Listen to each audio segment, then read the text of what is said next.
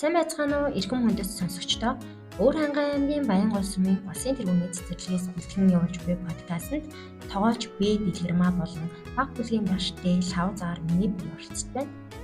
Энэ удаагийн дугаараар та бүхэндээ бага насны өвгдийн хоол хичээлийн талаар зөвлөмж хүргэхээр бэлтгэсэн байна. Юуны өмнө танд энэ өдрийн мэндийг хүргэе. Сайн байцгаана уу? Та бүхэнд энэ өдрийн мэнд хүргэе. Баярлалаа. Хүний биед хоол хичээл яагаад чухал байдаг талаар бидэнд мэдээлэл өгөөч.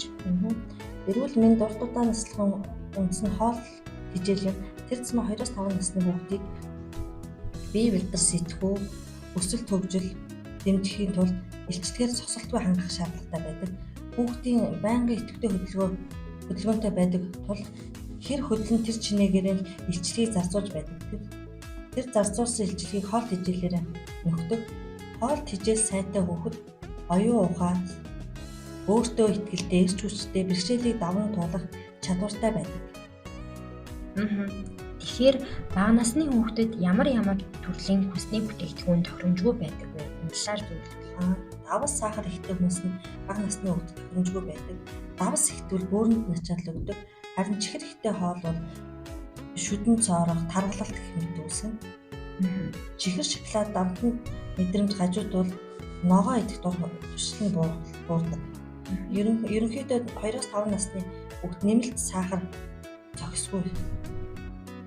Мөн хям зайдас түргэн хоол зэрэг нь хугацаа уртсан болон өнгө оруулах химийн нэмэлт бодис орсон байдаг тул хоол боловсрол систем тохиромж.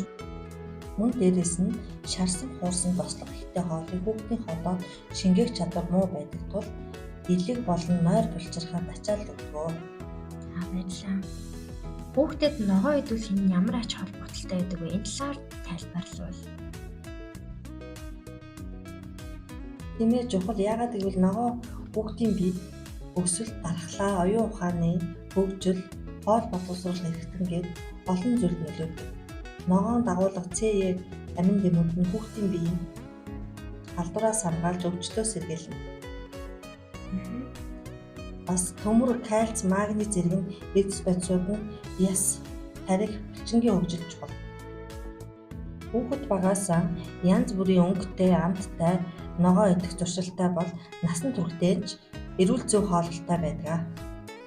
Эрхэм сонсогчдоо үнэтэй зөвлөгөө өгсөн танд баярлалаа. Цаашдын ажилд нь амжилт хүсье. Баярлалаа. Чамд ч ажлын амжилт хүсье. Баярлалаа.